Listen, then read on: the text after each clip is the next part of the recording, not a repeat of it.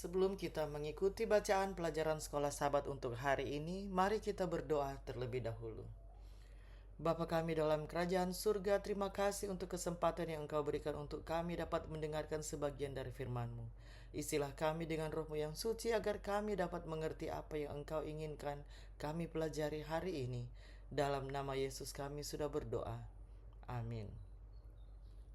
Pelajaran Sekolah Sabat Minggu 15 Maret 2026. Pelajaran yang ke-12 di triwulan yang pertama.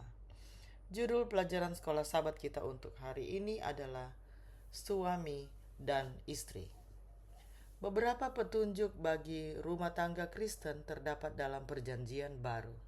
Menariknya, aturan rumah tangga ini sebagaimana disebut tidak sepenuhnya bersifat hierarkis, tetapi mencakup unsur-unsur yang membuat hubungan timbal balik dan saling membangun.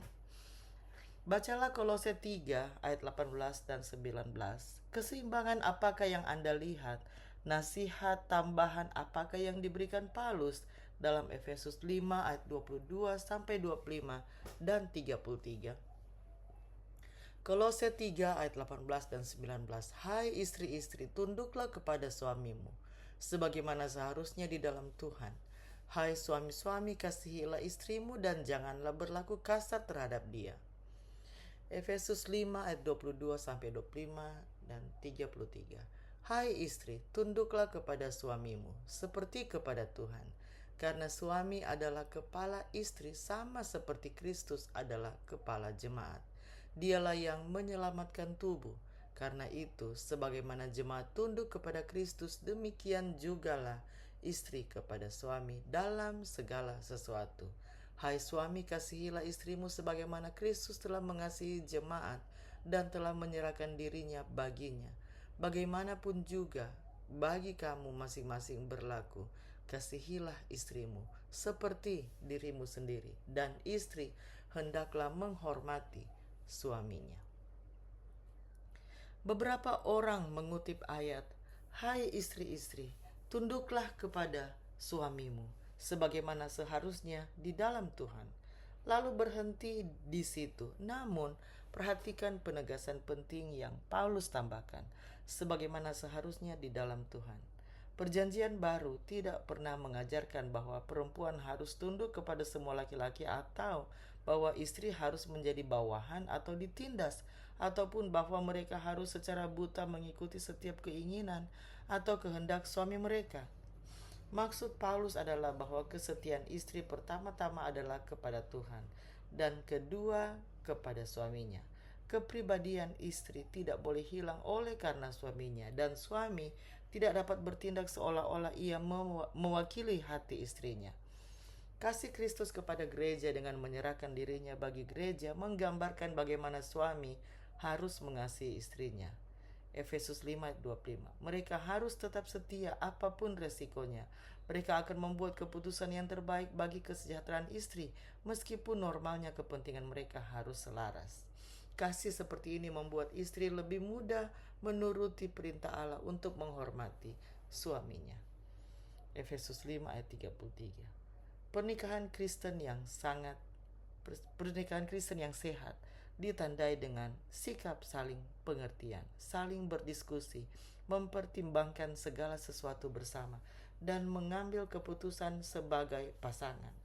Terkadang dalam pengambilan keputusan yang berdampak besar bagi seluruh keluarga, melibatkan anak-anak dalam diskusi bisa menjadi hal yang tepat. Tetapi orang tua jangan pernah bertengkar di depan mereka setelah proses tersebut. Jika suami dan istri tidak dapat mencapai kesepakatan, jalan damai yang diajarkan Alkitab adalah agar istri setuju dengan keputusan suaminya, asalkan keputusan itu tidak bertentangan dengan firman Tuhan. Sebaliknya, sebagian besar, jika tidak semua, suami pasti pernah mengalami saat-saat di mana mereka bersyukur telah mendengarkan istri mereka dan mengikuti nasihatnya. Semakin suami dan istri bekerja sama sebagai satu tim, semakin bahagia pernikahan mereka. Bagaimanakah kita dapat menghindari melakukan apa yang sayangnya telah dilakukan sepanjang sejarah, mengambil prinsip-prinsip indah yang dinyatakan dalam ayat-ayat ini dan mengubahnya menjadi sesuatu yang jahat? Mari kita ikuti lanjutan lagu tadi sebelum saya tutup dalam doa. Betapa manis ceria di rumah tangga bila saya sekata di rumah tangga.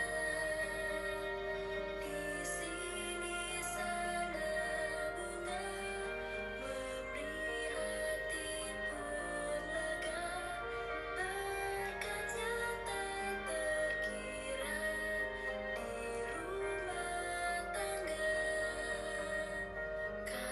Kasihnya di rumah